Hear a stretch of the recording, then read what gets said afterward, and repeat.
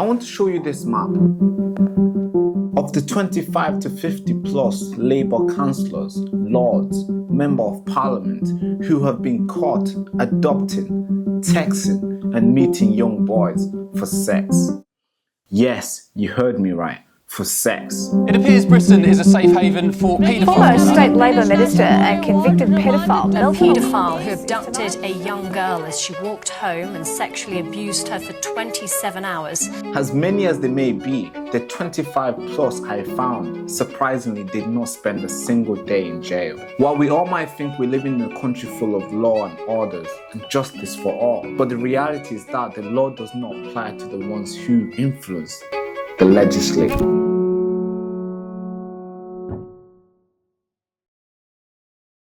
Before I get into this long list of pedophiles, I also want to shine light of this dodge bullet moment in our history. Let me introduce you to someone who wanted to lead this country not long ago, and how it would have been if they won. How would it have been for pedophiles if David Cameron did win in 2010 election? This is Harriet Harman. She was a deputy leader in Labour Party under Ed Miliband leadership. Between 1978 and 1982, she was employed as a legal officer for National Council for Civil Liberties, which was linked to an organization called Paedophilia Information Exchange, short for PI. PI campaigned for paedophilia's right, demanding age of consent to be lower than 9 years old. I would be all in favour of children finding their own way sexually, but I think also that adults have a part to play. How can a child of 12 make a mature judgment about something like sex for the first time, which it has not the first idea about, and cannot possibly weigh the consequences of it? A child is able to recognize a pleasurable experience. He is able to express consent and to recognize that this is something he wishes to continue. And a responsible, caring pedophile it always refers to the wishes of the child. On April 28, 1978, Mrs. Harman wrote and sent in this letter to the government, defending and asking the government to change the new bill, the Protection of Children Act 1978. In this letter, she starts off with a statement. After careful scrutiny of Protection of Children Bill and bearing the above principles in mind, we have come to a conclusion that the looseness of this bill is statutory language and could permit damaging and indeed absurd prosecution and encourage an increase in censorship in areas which could not possibly be for public interest. As a lawyer, she was not happy with the language the government used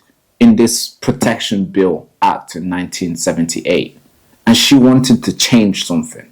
And on the second page, she goes on fighting against the arrest of predators who hold pictures of children below the age of 10. And she argues that they should not be arrested unless there's physical harm on these children's face or body. But she goes even further, using this idea that I'm going to read out to you as an example why the government should change this law of indecent imagery of children. And here's the example she used.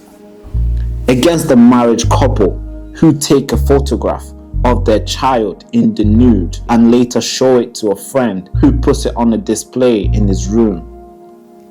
Yes, she used that as an excuse why the government should change the Protection Bill Act. And the last page, she fights for the maximum sentence for having children naked picture on your phone to be reduced. And there was a group of them. They were trying to bring the age of consent initially down to the age of 9. Okay. And they are very clearly on record as saying there is nothing wrong with consensual sex with children, and there's no sign of it doing them any harm if it was consensual. It's a terrifying thought. This is a letter that she apologetically wrote and sent in to the government, defending pedophilia and defending these predators. And when later on, when people caught up about these letters in 1978, and she was asked about it, here's what she said. Well, I'm not going to apologise because I've got nothing to apologise for. I very much regret that this vile organisation, PI, ever existed and that it ever had anything to do with NCCL. But it did not affect my work at NCCL. They'd been pushed to the margins before I actually went to NCCL. And to allege that I was involved in collusion with paedophilia or apologising for paedophilia is quite wrong and is a smear. This lady wanted to be a leader of this country. Just sit and imagine how that would have been for these victims who go through this year after year. Just sit and imagine how justice would have looked like. Yeah, it would have been very difficult to even get anyone in jail, or even the age of consent will probably be 9. But thank God we dodged this bullet. Now that we know about this letter, let's get into the main part of this video, where we're going to map out all the Labour paedophiles so far that has been caught texting, sexually assaulting young children. So let's do it. Oh, sorry. Just before we carry on, make sure you like, comment, and subscribe. I've got nothing else to ask you apart from those 2, 3. Was it 2, 3? Comment, like, and subscribe. Yeah, those 3. And yeah, I'll see you on another video. And I hope you're enjoying this one. Let's get back to it. You need some coffee for this part, because the things that these guys did to these young children is so disgusting, and they did not spend a single time in jail. So trust me, you need something strong for you to go through this video. Without further ado, let's put this aside and let's roll out this map. Let's look for the United Kingdom. Where are we? Yeah. There we are. We are as little as you can see right here. So let's get straight into this video. The first person I want you to know about is Eric Stewart Joyce. Born in 13th October 1960, was a Scottish politician, former military officer, and he also served as a member of parliament from 2000 to 2015. Yes, a very long time. July 2020, Joyce admitted of making indecent images of children between 7th August 2013 and 6th November 2018. That's 5 years of trafficking indecent images of children. At his pre-trial hearing in Ipswich Crown Court, the judge described his single 51-second video found on his MacBook Air, I'm quoting, depicts a number of children, some quite young, one said to be 12 months old. 12 years old. Like, can you imagine? So, what? This was a member of parliament, by the way, for 15 years. That's really, really bad. Well, here's his punishment. He was given an unconditional bail and was ordered to sign on the sex offender register. On the 7th August 2020, he was sentenced to 8 months in prison and suspended for 2 years, so no jail time for him. And he was also ordered to perform 150 hours of community service. Wow. It did all that to those children, and is just gonna work for 150 hours for free. That's it. No jail time. Yeah, that is really worrying. And this is just one of many of Labour Party paedophile we'll look into that walked free after damaging young children's lives. Just a quick pause. So I have to put it out there. There are so many things I'm keeping out in this video, as they are too disturbing to describe to you guys. And I want to save you from that. But if you are ignorant and you want to find out, and I'll leave the link in the description for my sources, and you can get to know all the stuff they did. And I hope you can sleep well at night after knowing that. Because for me, I'm still struggling to grasp how these guys did all this and this did not spend a single day in jail. So the link is going to be in the description, and you can get access to my sources and you can get to know all the information about what they did. Without further ado, let's carry on. The next person I want to introduce to you is Derek Hemsley. Hemsley was a worldly counsellor, a 66-year-old man who appeared before Warsaw Magistracy accused of taking 90 indecent pictures of children. This man was also a governor of Bellevue Primary School in Wordsley. Just imagine that. He was working, teaching and protecting children. Police found 469 indecent images on Hemsley's computer, together with 17 video of young children. His action left one of his victims scared and shocked, and the other one suffering depression because the things that he did with them were just unspeakable. What was his punishment? What punishment did he get? Did he go to jail? Did he somehow lose everything he had? Well, short answer, absolutely not. The actual punishment, here it is. His punishment was a suspended jail term and was ordered to register as a sex offender and paid $500 to Wolverhampton Crown Court, and that's it. So just to put it out there, I am really annoyed when I found out these people were close to children, worked with children and did this.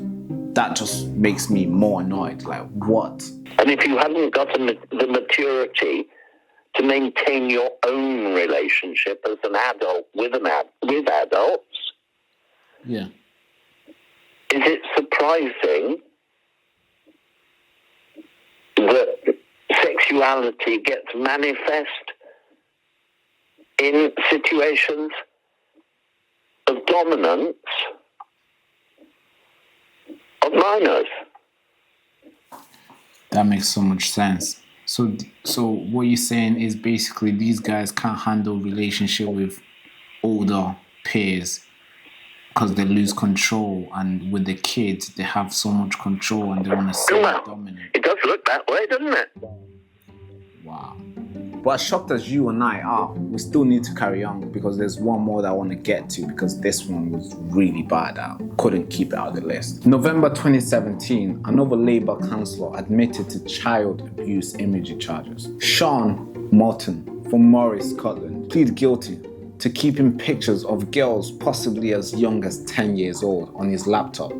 Police also found images of adult men and women engaged in sexual activity with a dog. Yes, a dog. I know, I'm being serious. Yes, strange.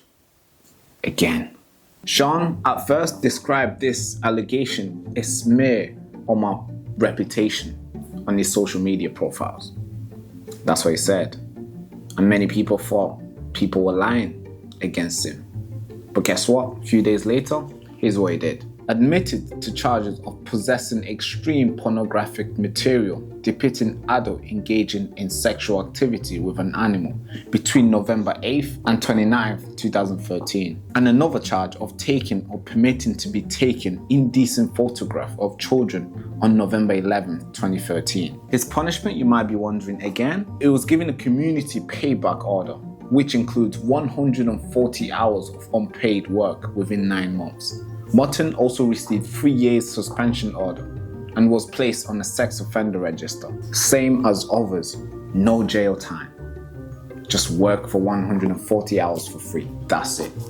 Really? Are you not thinking about the little girls, young as 10 years old? Maybe are you not thinking about the animals? Yes, as strange and stupid and annoyed you might be to learn these things, yes, it's happening.